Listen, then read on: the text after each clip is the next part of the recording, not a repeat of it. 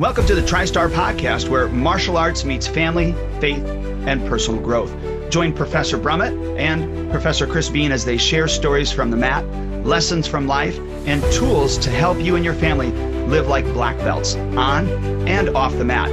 It's time to train the body, sharpen the mind, and strengthen the spirit right here on the TriStar Podcast. All right, I've got a really quick question for you. Have you, and maybe Mr. Bean, maybe you can attest to this. Have you ever had one of those days where you feel like you've said the same thing over and over and over to your kid, like 50 times, and nothing seems to actually stick?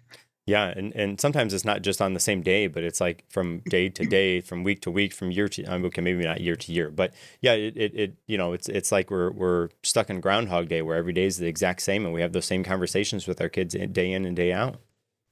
Yeah, and look, I think some of the problem, though, sometimes for us as parents, is we start thinking, is anything working? Now, when we start to think about that, that's, really what, let me just say it this way. That's kind of what we're going to talk about today, is the fact that those things that are happening over and over and over again are really important for us to understand. Yes, it's sinking in, but more importantly, it's not just, because I think sometimes we get frustrated in thinking the fact that one speech is going to solve the whole thing, but it really is not the truth. It's really those small moments over time that do that. Yeah, right. It's like they have to hear the same thing, X number, like anybody. We all have to hear the same thing or learn or do the same thing X number of times before it's actually like a part of us. And with the kids, particularly, sometimes we have to have those conversations over and over and over again.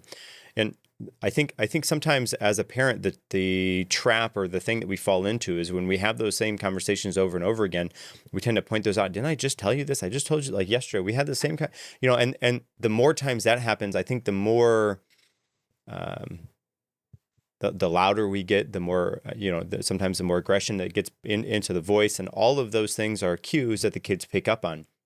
But that's not necessarily what we want. We need them to be able to do whatever that thing is that they're missing, but we need them to be able to do it on their own without us reminding them, and definitely without us telling them to do it. I think that the insight that sometimes these things are working is when you hear back from the teachers, or you hear back from other people where places where the kids go, and you're like, oh, the kid, your daughter was so good, she's so well behaved, and she was so nice. I'm like, are you sure?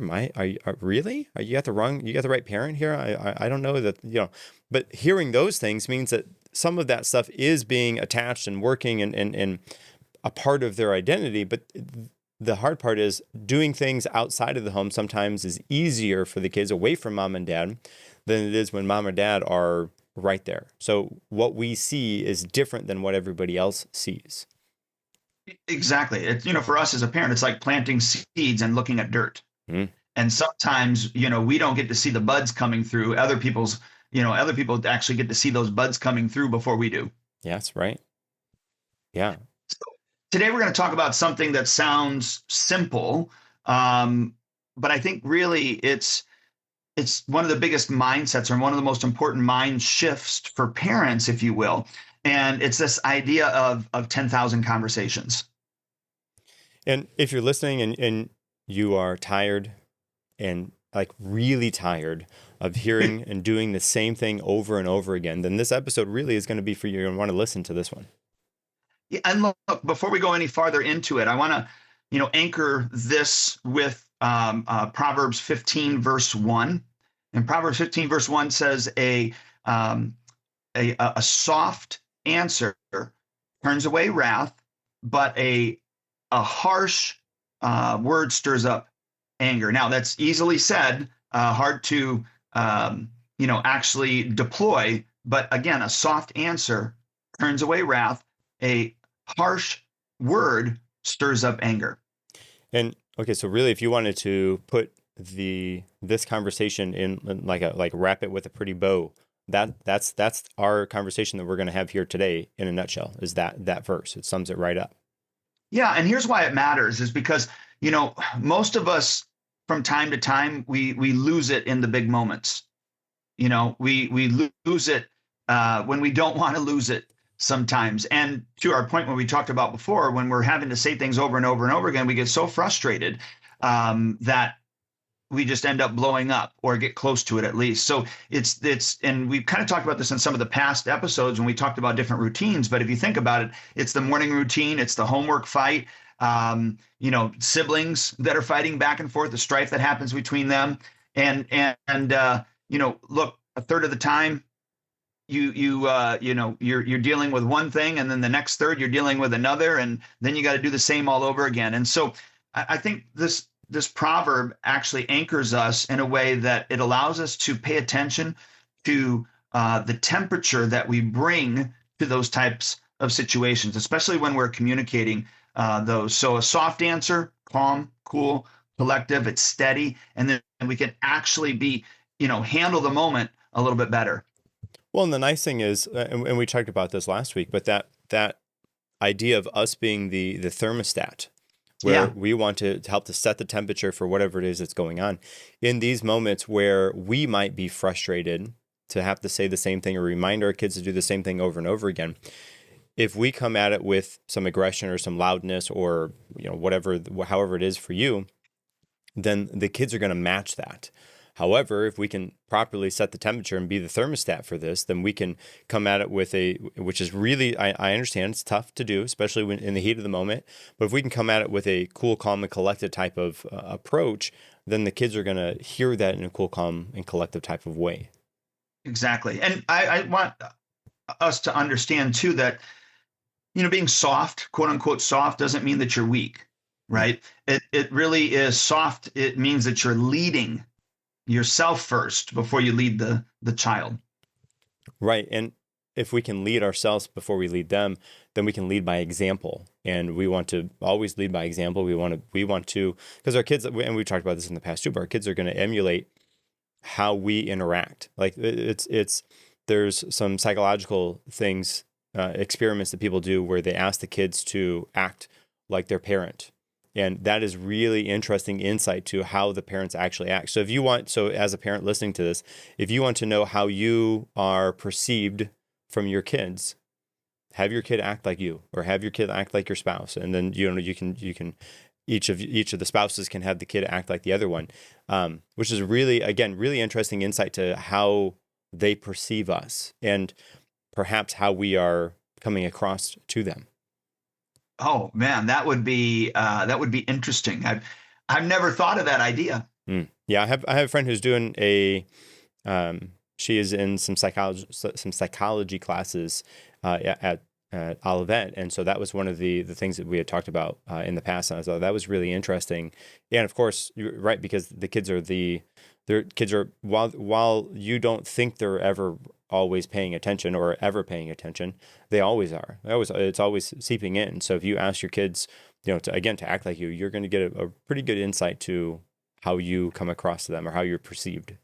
I would videotape that. I think I need to have videotape Keegan when he's doing that. Well, and I wonder if there's an age limit isn't the right phrasing, but that's what I'm going to use. If there is a impressionable age where this works the best at, if it's a 12-year-old, okay, then they're going to give you a pretty good insight to how you act. But if you have a 20-year-old, okay, maybe it's going to be a little bit different, because then it's going to be perception based and it's going to be memory based on what they think it happened. And it's very easy to trick ourselves to believe something that didn't happen, even though we were there. Yeah, but this is going to be a good conversation piece with Keegan. I'm going to ask him. So there you go. Yeah. Yeah. So with regards to 10,000 conversations, the biggest idea is the fact that when we're raising our kids, it's not just one big moment that matters. And I'm not saying that big moments don't matter, but it's the fact that we're going to have a what I call 10,000 conversations, these small conversations, these little connections, these little encouragements, and also little reminders with our kids over time. And I think reminder is the right word to use there, because oftentimes This is you say this all the time. It's one thing to be reminded of something. It's another thing to be told to do something again and again, right? So if you can remind your kids to say, "Hey, remember you said you were going to go clean your room now? Oh yeah, right. I'm going to go clean my room now." Or, "Hey, remember we're going to do our homework, right? Before we watch TV or go outside or whatever." That is a whole different way to approach those things, as opposed to, "Why aren't you doing this? I told you to." Right? And again, that is us setting the temperature, right? We're the thermostat. If we're pointing the finger and saying these things over and over again, especially as we start to grow in our energy level as we continue to do so, the kids are going to come back at us at whatever energy level we present. And so we have to be careful.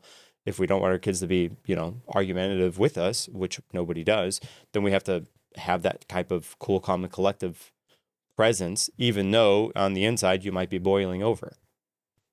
And look, this is the invisible stuff. Like, this isn't the stuff that people post about on their social media thing. Like, this is the invisible hard work that has to be done. And the reason I think that this matters is because parents, I know I did and still do, because I have adult kids too, but we get discouraged when we don't see immediate results. And what we have to understand is that that's normal.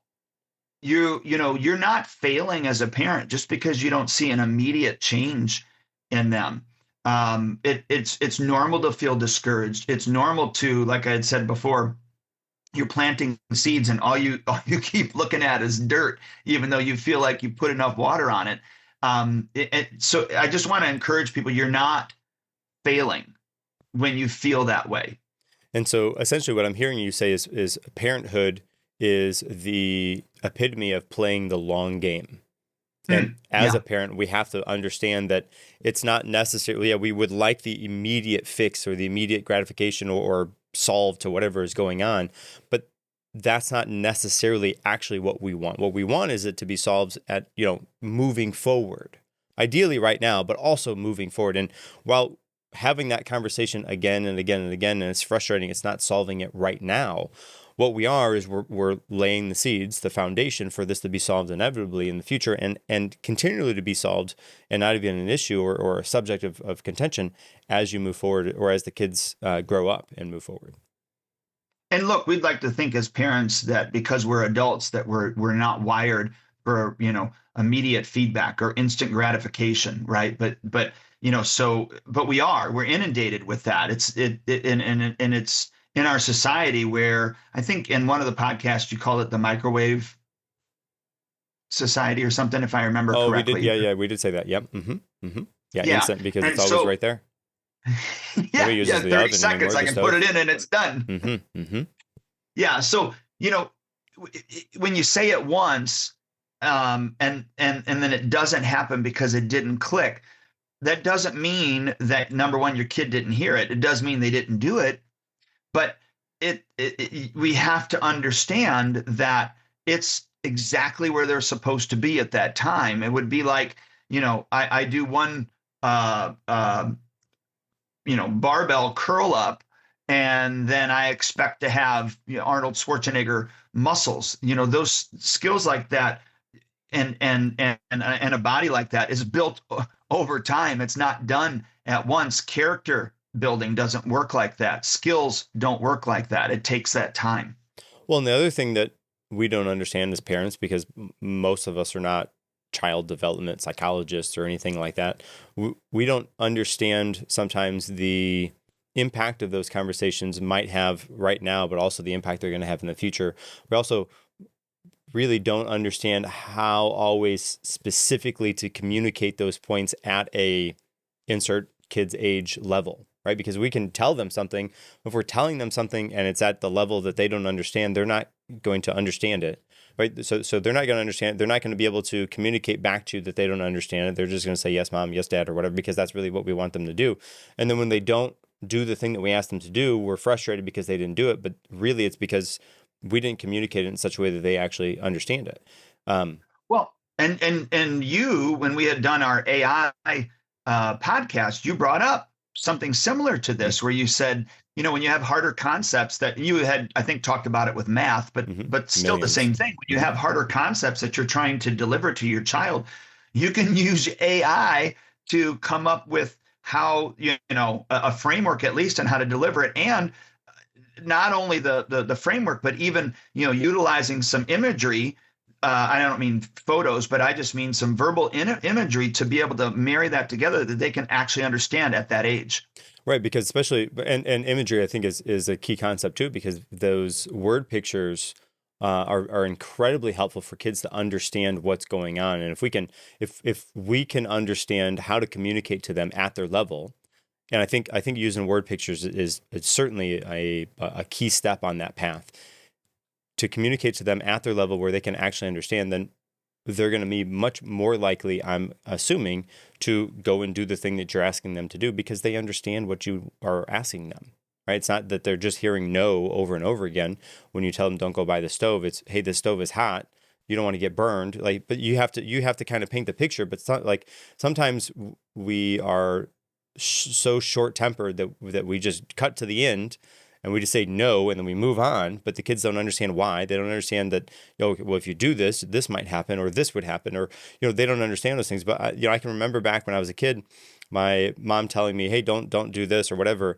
And I didn't always understand why, because it wasn't always communicated. It was, a good number of times, probably more times, and I just didn't listen.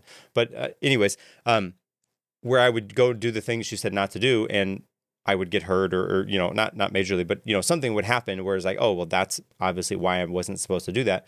And then we would have that conversation afterwards. Okay, this is why I told you not to do that. Okay, well, now I know not to touch the hot stove because I didn't do that, but I know not to touch the hot stove because it's hot. Ow, that hurts.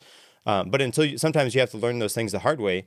But as we're having those conversations with the kids, if we can give them a why not to do those things or a why to do those things, that might be helpful in the effort to get them to do those things or not do those things, because then they're going to understand why you're asking them to do that.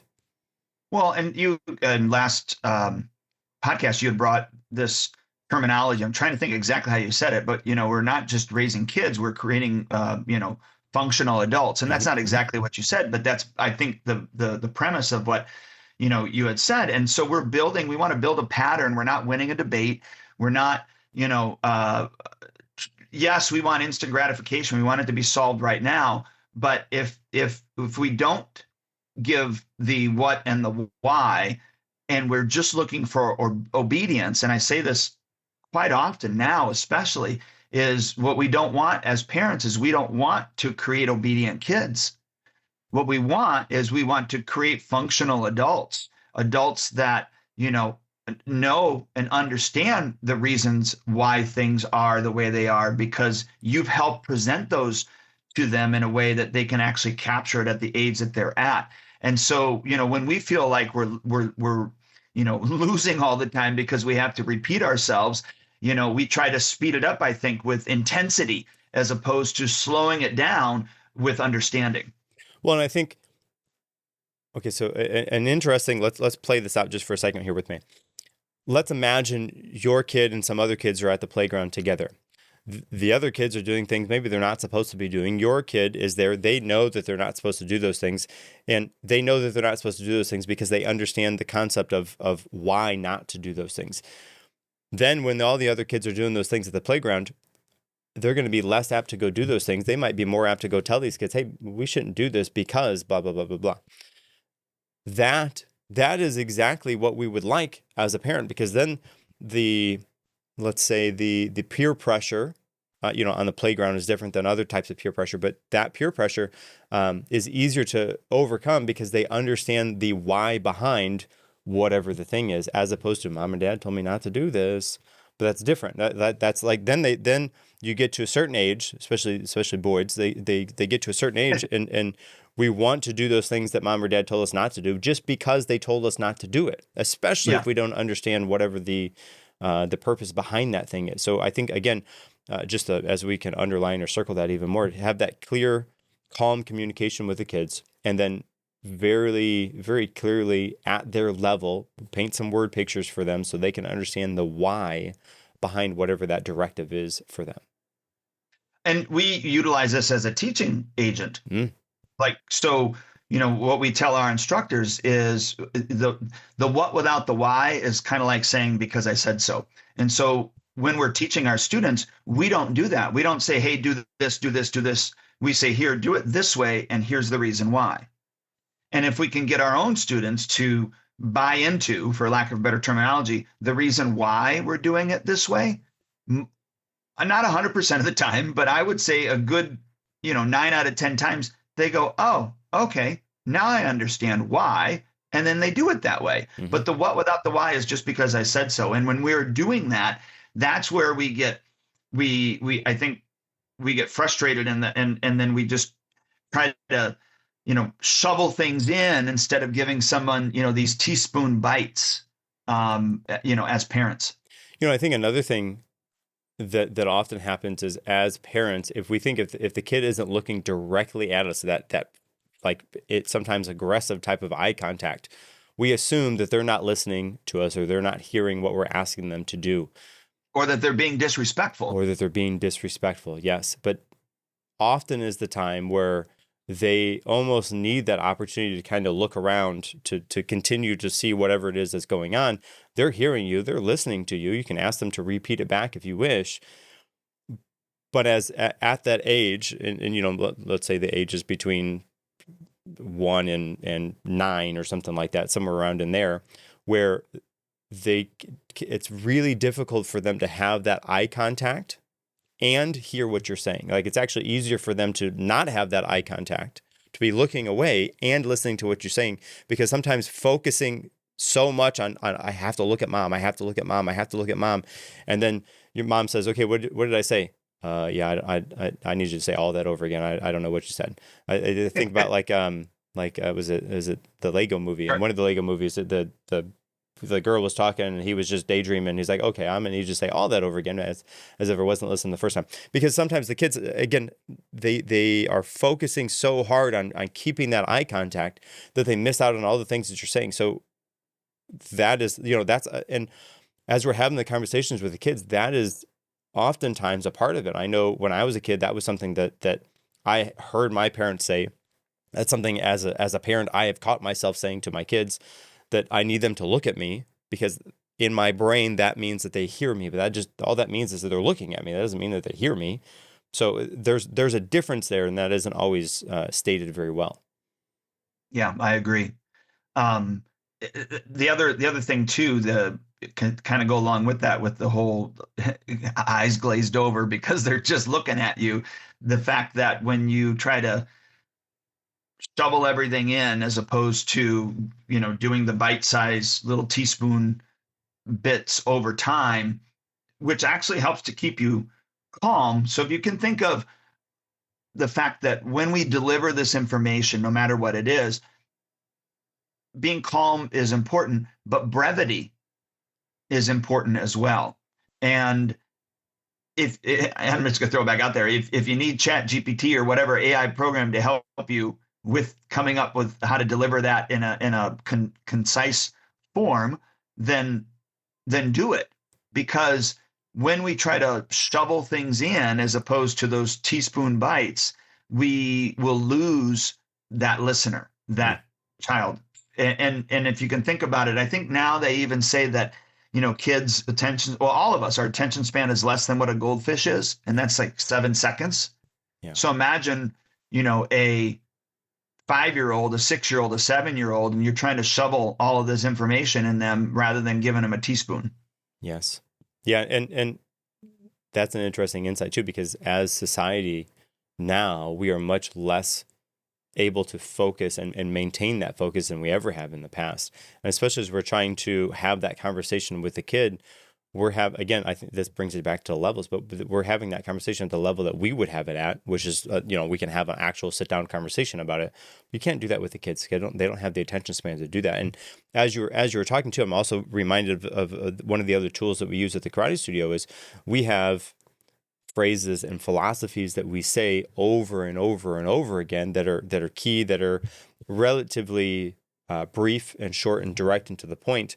And they have sometimes very specific use cases, like this one is for this, or if you want them to have focus, you focus my eyes, focus my mind, focus my body. But that is a phrasing that we have built in at the studio to relay that point, and moreover relay it, but we've rehashed that. We say that lots of times, as from white belt to black belt is a great number of times that's said in the class or in our individual groups as the class goes on. So if you can think through some key philosophies or concepts that you and your family would like, and then again, you can bring AI in, or unless you're really crafty at this, you can bring AI in and say, hey, this is a concept or a philosophy that I would like to use as a family. Can we develop a family motto that encompasses this type of philosophy? And I have kids that are at the age of, let's say my youngest is 7. I would like it to be, digestible for a 7-year-old. Let's do it. And then you would get something back, and you might have to go back and forth on it a couple of times, but that would be an idea or a measure or step that you could take to kind of get that thing going. And then and it doesn't have to, it's not necessarily like a militaristic type of thing, but it's just those key phrases that you say. And then maybe you say it, on Saturday mornings is you add a phrase, or you say the or you have a monthly for however you want to work it together as a family. But having that, I think, would be a way to use like the affirmations, like we've talked about a number of times in the past, for your family, for specific things. Agreed. Yeah. And if you're in the program, just every single month, we have an I am statement that you can utilize that's going to, could be used in many different facets. Right. So, go ahead. Well, I was say, of course, that helps to have those conversations that we're talking about. And sometimes that affirmation can be there to back up, to append, or to support whatever that conversation that we're going to have. Like you lead in like, hey, what's our motto this month? Oh, or what's our affirmation this month? Okay, great. There it is. Now, this is the thing that I just saw happen. Does that live up or connect with that thing that we were just doing? No. Why not? Okay. All right. Well, so let's try to do better as we move forward. Keep that in mind, or, whatever the conversation looks like, but that would be a way to connect the dots for the kids. Yeah. And again, we talk about this a lot. If you're in the program, utilize what we already have set up for you to your advantage. So, Mr. Bean, imagine this for a moment, right? It's a school morning. You've already said, look, told you twice to put your shoes on, get your backpack, brush your teeth, because we got to get out of here. And now we're late, right? How many parents do you think go through that? Many mornings, right? Yep. I would say probably 9 mornings out of 10. So we can lecture. How many times have I told you? And, you never listen. And now we're going to be late because you can do all of that. If you choose to do that, I'm not saying that, what you're stating is wrong, but I think the delivery could be a little bit different, because then if you were to ask to your point, if you were to ask your kid later, either that day or the next, to reenact that and demonstrate how you were, I think you would see a little bit different you than what you wanted to present. And so that you kind of would have a little bit of regret there. And that's why I'm saying that the whole teaspoon method is a little bit different. Just saying something like, hey, shoes on, we're leaving in 2 minutes. And that's it. I know for me personally, what I've done in those situations is I'll have that conversation with the kids once, maybe twice. And then my standard mode is for the next week or maybe sometimes a month moving forward, we just get up 15 minutes earlier, which of course nobody likes, but that's the measure that I will take in order for us to not have that fight to be out the door late, because nobody likes being late. I especially don't like being late. So we have the conversation once or twice. Okay, listen, I'm not going to continue to labor this point. We need to fix for this. The fix is to wake up 15 minutes earlier. Okay, we're going to wake up 15 minutes earlier. And then once I see that they can do that and they can get ready in the right time span, okay, great. You can have your 15 minutes of sleep back. And I think that that's smart. And also, I think what that shows too is I don't know if you're doing it across the board or if you're doing that per child, but every child responds differently. You could say to one child going, all right, shoes on, we're leaving in 2 minutes. And they go, oh, okay, yes. And the other one, maybe they take a little bit longer. So that's the one that has to get up early because they just take longer to get moving in the morning, which is true. Or I mean, I think we've all had those kids, or you can conceptualize this, that you have that one kid out of the bunch that is just on their own time, no matter what time of day it is. Yeah, they're strong-willed kids, and that is an asset to them. I got a kid in at our New Lenox school, and the parents we often talk, and I just say I understand. Like, I don't understand personally because I'd not had a strong-willed kid to that point. But I said, I can understand your frustration, but I want you to realize that what he has is actually a superpower. And if we're able to maneuver through this in a way that you can help him maneuver it and not break his spirit, I go, he's going to be like unstoppable. Yeah. And I would say that I am somebody who has some strong-willed children, and at times it is absolutely frustrating as a parent to have those strong-willed children. And you, like you said, you don't want to squash that because that is immensely helpful, powerful later in life. But going through it from the kid and parent type of relationship as it is at a young age is certainly challenging. Yeah, and calm plus consistent beats intense. Let me say that again. Calm and consistent actually beats intensity. Well, and again, that comes right back to our thermostat model. We want to be the thermostat where we set the temperature, and that is the way to set the temperature. You think about how you want this conversation to go, and then you embody that type of energy or that type of level of intensity that you want from that, and then they will match it. Yeah, and if you are intense, they're going to match it back too. So they're going to be mirroring that as well. Absolutely, yes. So now, with regards to obviously we want to be calm, cool, and collective. We want to be consistent and not shovel things in, and we want to use teaspoon bites as we're going in there. You brought up before too about their inner voice. Right? You had mentioned that before about building up, somebody's inner voice. And by doing it this way, we allow them, I think, really the space to be able to do that in a way that, when they talk to themselves, they understand that, I don't have to be intense with myself. I can actually be calm, cool, and collective with myself, just like my parent is calm, cool, and collective with me. Are they direct sometimes? Are they purposeful? Sure. But I don't have to be that, intense or dramatic or, does that kind of make sense? Absolutely. Yeah. That voice inside our head is often overlooked, especially not only just from adults, but from kids as well. And that voice inside our head is us, yes, but it's also the voice that we hear the most, the voice we listen to the most, the voice that is always there, comforting or not. And we get an opportunity to craft that for ourselves. Kids have a hard time if they can craft that for themselves. So we have to do that for them.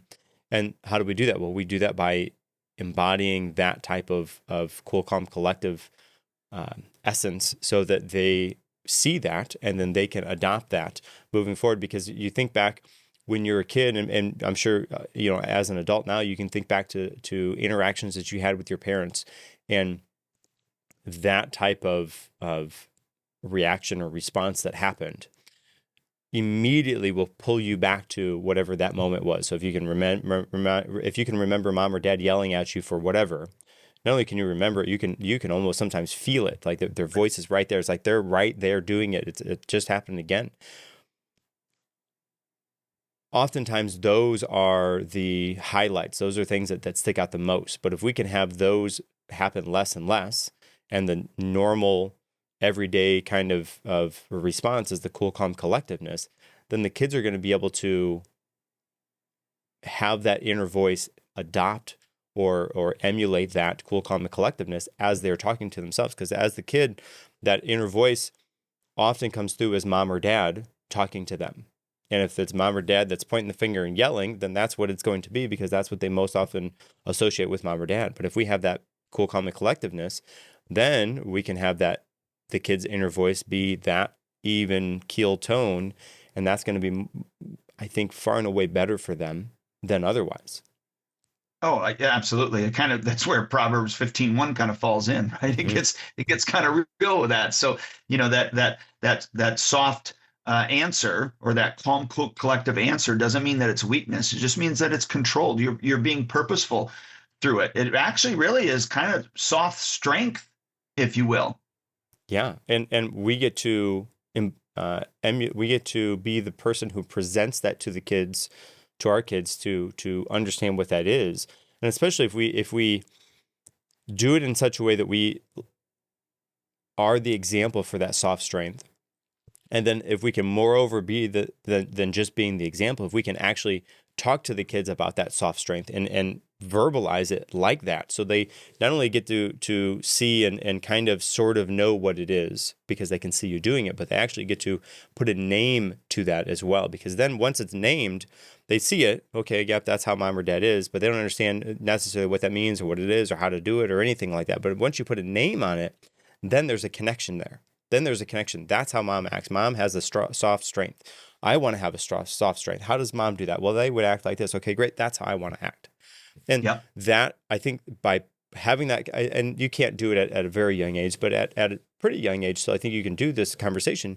And again, you highlight those things that happen, and then you put a name to it. And then when the kids do that, you present that to them. Hey, you did an awesome job demonstrating your soft strength today. Give me a high five. Boom.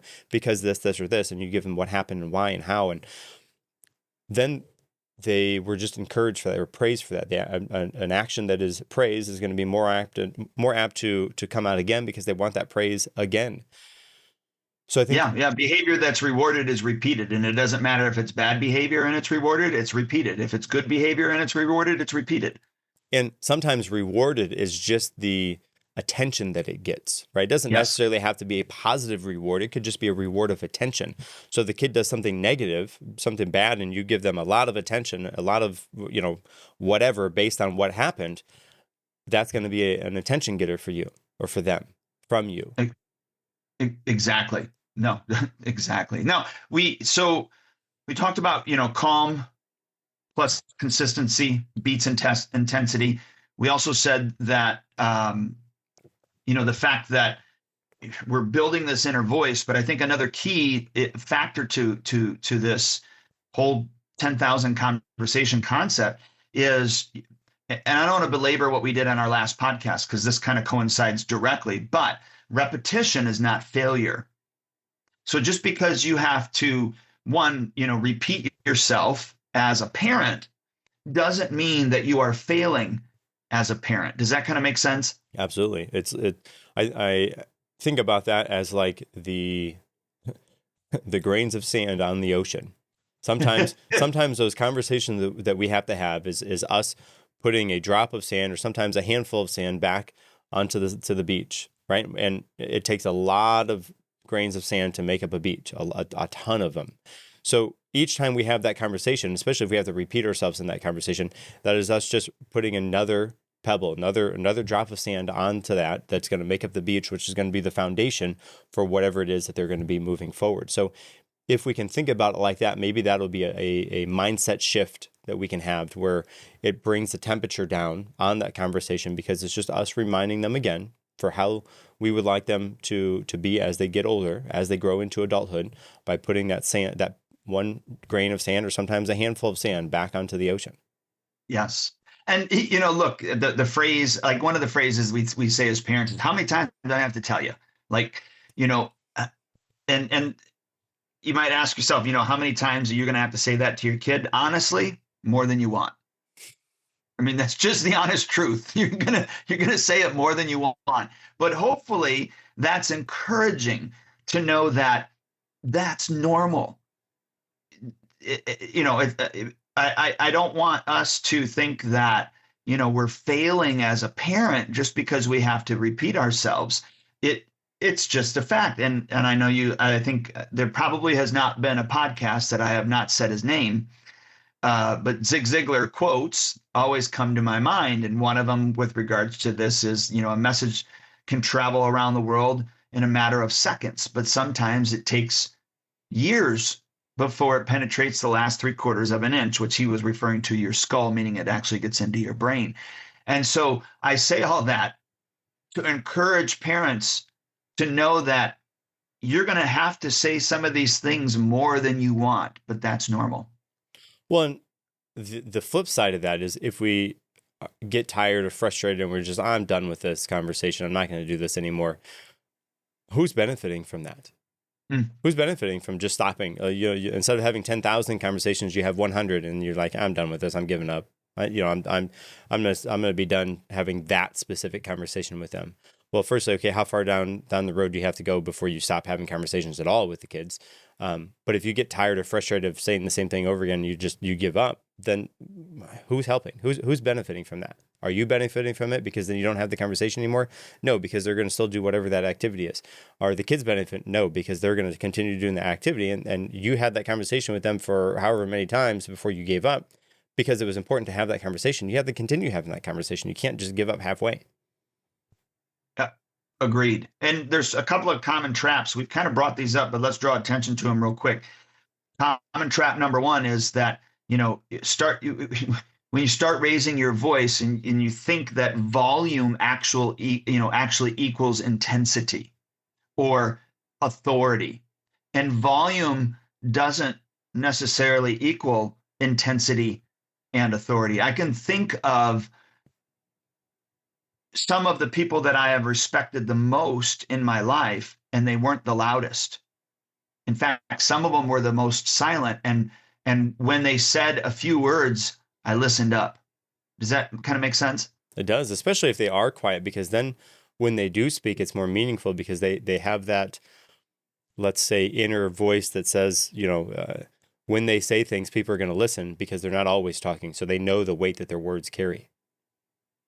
Yeah, or even if they don't know the weight, I mean, you realize it, right? Yes. And then I think the second common trap is the fact that we sometimes think that adding extra words, so meaning turning, let's say, one paragraph or one sentence into a paragraph, when really the one sentence could have done it, and just utilizing what we utilize even in the classroom is the pause. Because I think sometimes we think that we have to fill the gap. And, I tell parents quite often with regards to that pause is there's an uncomfortable part of that pause that needs to happen so that we give the kid time to actually think about what we're saying. And I think, when we have a one sentence into a paragraph and then we expect them to be able to rebuttal or tell us that they understand, they're still processing it.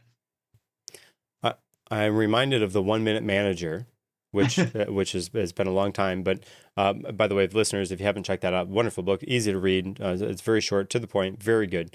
But one of the things they talk about in there is in the reprimands is to have that pause and allow that pause to communicate the how you feel, right? So you have that conversation, then you have the pause. And the weight that pause carries is the essence of how you feel. That will be carried through that pause. And the person that's listening on the other end has that opportunity to feel that weight of whatever it is that's happening through that pause. So that pause is very key.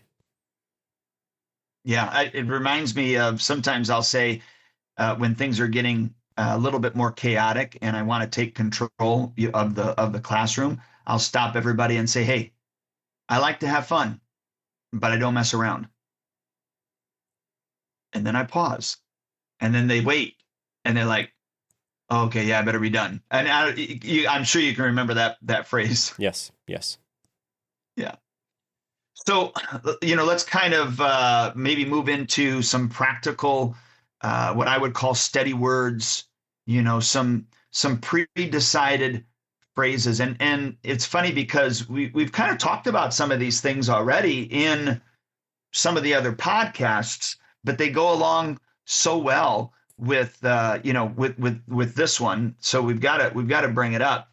And again, I'm going to use a Zig Ziglar quote where he says, and this may not be verbatim, but basically he said, you you can't predetermine what's going to happen to you, but you can predetermine how you're going to respond to certain situations that are going to happen to you. And so I'll give for instance, this says, when somebody, like Zig Ziglar would always say, when somebody says good morning, he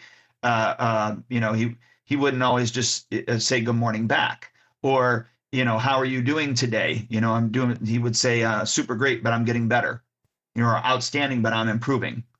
And so I kind of adopted some of those things. When things will happen in my life, I can come up with some steady words, some predetermined things that I'm going to say. So for instance, and this has nothing to do with parenting, although the concept is the same, I have a tendency when I drive, I'd like to be the front of the pack. I don't want to be behind somebody that's slow. And so when I get caught behind somebody slow, rather now than getting irritated with that person, I say to myself, there must be a reason why God has me slowing down.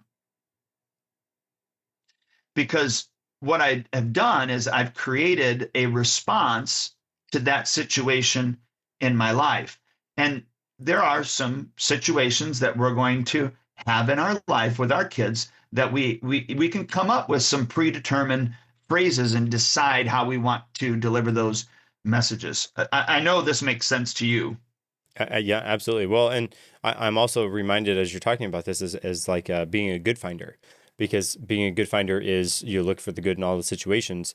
And I link that with Jocko Willink is a Navy SEAL. He has a phrase that's just good. So whenever something happens, if it's sort of bad or all the way bad, his response is good, because then it gives him the opportunity to rephrase that whatever happened into okay, think about this. What positive can come out of this thing? Oh, well, we can't go to this. Okay, well, that's fine, because we get more time to train for it. Or, man, I didn't make my next, I didn't pass my belt test. Okay, good. That gives me an opportunity to make sure I have this stuff really good, because I must not be ready enough to move on to the next level, right? So even though that, and it's tough to do, it's really, really challenging to do, especially when life throws us some tough curveballs. And so sometimes that is something that you say initially when it happens, and it isn't until a little bit later where that actually has the payoff to it. But having that as the response, like you said, that pre-practiced programmed response is there, and then gives you the opportunity to kind of rephrase or resituate that situation. Yeah. So let me I like that phrase, by the way. It's good. Mm-hmm. There must be a reason why. Mm-hmm. So, and isn't it funny? Some of the simple concepts that we use with our own students, with the kids, we can utilize them as parents. And then to think a Navy SEAL does the exact same thing. Their description of it might be different, but it's the exact same thing. Absolutely. Isn't that neat? Yes. So as a parent, here are some phrases that you could potentially adopt. So these are some pre-decided phrases. I hear you. And then the next point to that is, and the answer is still no. And then you pause. Or you look, I can see that you're upset, but we still need to do the right thing. And then you pause. Or you could even just say, you know what? Let's reset and try it again. Those could be some predetermined phrases that you could use.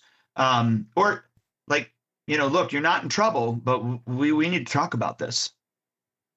Like, there's just some things that are going to happen. And by the way, I didn't have different phrases as starting out as an instructor in the martial arts, but as time came along, I developed phrases because I would see this happens a lot. So now I need to come up with a phrase. So as soon as it comes up, I'm able to address it in a way that was predetermined and not emotional.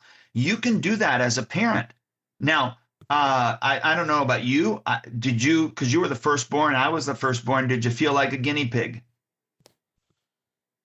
I don't know that I ever felt like a guinea pig. Thinking back, of course, I understand that that's absolutely what it was. But And we've talked about this before too. Is that, you go to, especially, mom and dad, before any kids, you go to the hospital as husband and wife, and you leave as a family, and you have whatever skills, whatever protocols that your family had with you pre-programmed into you, how you're going to be, when you go home. But you go home, you're like, okay, man, what are we going to do now? Like, what is the next step? Who's telling us what to do? Well, we have to be in charge of telling everybody what to do. Like, that's a dynamic change.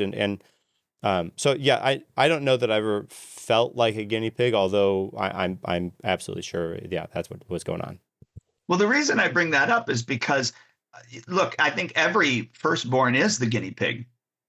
And when you have your second, if you decide to have a second, you're going to see some similarities with regards to things that are being repeated. Now, depending on, like for me, I was 5 years older than my middle brother.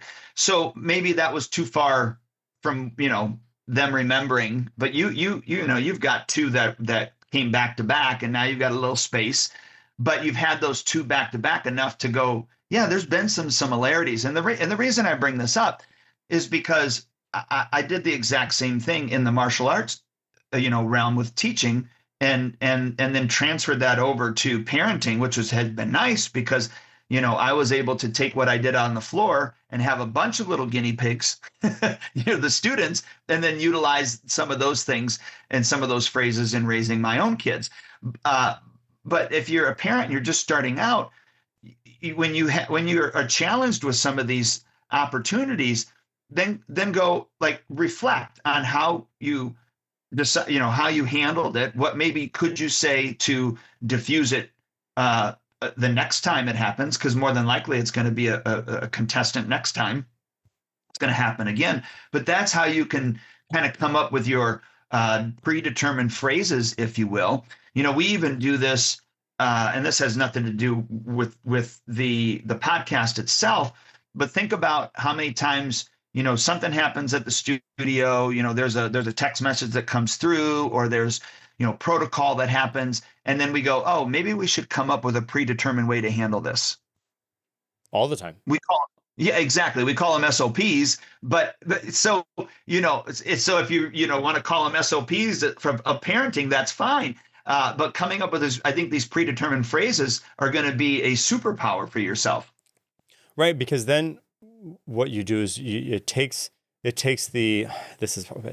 not necessarily how I want to say it, but it takes the thinking out. You don't have to, it takes the emotion out, the emotional thinking out. Yeah. Just because you have that already pre-programmed response. Okay. Yep. This is what we're going to do because I said so is why, and we're going to move on. We can have a conversation about why, exactly later on, but have that pre-programmed whatever response right now so that you can, get your bearings or cool down or whatever it is before you actually have the real conversation a little bit later. Exactly. And hopefully the parents understand that, or buy into that they can come up with some of these predetermined phrases for themselves. Yeah, I know. I remember a story of you talking about having a predetermined phrase with your kids. And there's I think there's ice cream involved in the one that I'm thinking of. You know what I'm talking about? Yeah. I thought you were talking about one that was different. Okay. That one wasn't predetermined. The ice cream one. The one I think you're thinking of is because I have my two older are stepchildren, and I knew at one time, at some point, both of them were going to say to me, because I would tell them to do something or whatever, they're going to say, well, you're not my dad. And what I did not want to do is be emotional at that point. I wanted to have a phrase, and this is funny that you say it because I think I can give it to you verbatim. I don't know how long it's been since I've said it, but at first I agree with him, and I go, "You're right. I'm not your dad, but I am a parent, and when I ask you to do something, I expect you to do it. Now, I'm never going to ask you to do something that I wouldn't do myself, but you are going to do what I ask you to do." And then I left it at that. Now I know that's not verbatim it, because now that I'm saying it again, I used to be able to repeat it, but yeah, I had that. Now the ice cream one was our oldest had gotten ice cream. I didn't know she went and got ice cream later before bed. And our middle one, he came down, wanted ice cream. And I said, no, you can't have ice cream because, it's almost bedtime. So rather than him, fussing and fighting about it, he left and went back to his room and then came back down maybe about 30 seconds, 45 seconds later, maybe a minute, whatever. And he said, hey, Taylor just had ice cream and, you're saying that I can't have any. And then he paused and I thought, one, I was thoroughly happy. I was almost said the word impressed, but that wasn't the right word. I was thoroughly happy that he did not, at the beginning of that, get angry and throw a fuss or fight or anything. And I said, you know what? You're right. And she wasn't supposed to have it. But because you didn't yell or scream or whine or anything, you went back to the room. You thought about how you wanted to present it. You came back and talked to me respectfully. You pleaded your case. I'm going to let you have some ice cream, but I get to dish it out for you. And I gave him a heap. It was way too much ice cream to eat before bed, but I gave him a ton of ice cream because I wanted to reinforce that behavior. Yeah. And I like those instances, those stories connect with me because of the way that you handle them. And then again, to me, some of that is like a pre-programmed type of response or protocol that you kind of fell back on as the foundation as you went through that.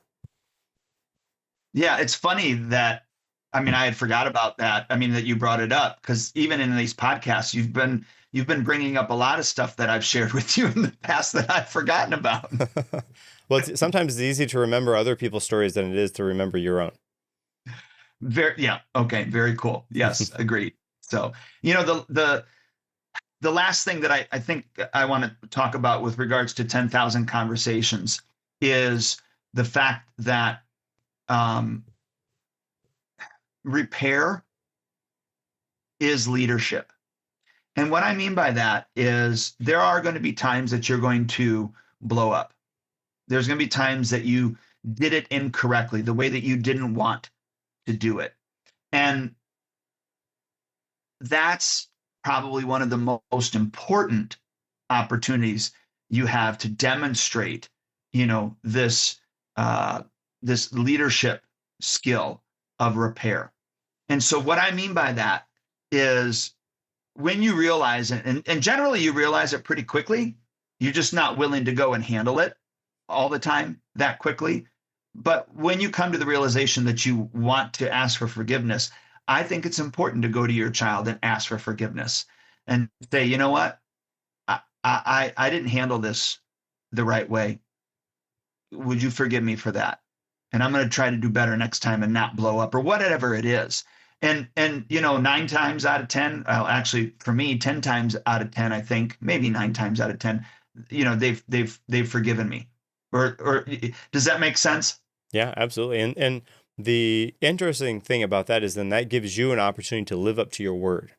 And if you have that conversation, you ask for forgiveness and then it happens again, you ask for forgiveness and it happens, and then that's a cycle, then your word isn't going to mean as much as it otherwise would.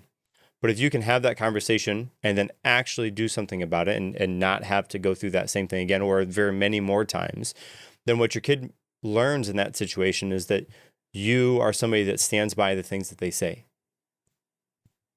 Yeah. Yeah. And I think also the kids can, they can learn that you can mess up and we can come back together. Does that make sense? Absolutely. Yes, sir. Yeah. So, well, look, to wrap up real quickly here, I want to give everybody an opportunity to get a free chapter of this book, 10,000 Conversations. And so if you go to tristarkarate.com, the numbers 10, which would be 10, and the letter K for 1,000. So tristarkarate.com/10K. You'll be able to download it on there. Super simple. You'll get a free chapter of the book. And then, of course, when the full book is released, we'll give you, those dates and times and stuff as well. Wonderful. Hey, and listeners, if you like this conversation, be sure to share it with somebody who you think needs a reminder about these 10,000 conversations that we have with our kids. Thanks for joining the TriStar podcast, where black belts begin at home. Connect with our community by visiting tristarkarate.com. Follow us on social media and share this episode with a family who's ready to grow stronger together. Until next time, stay focused, stay faithful, and keep training like a champion.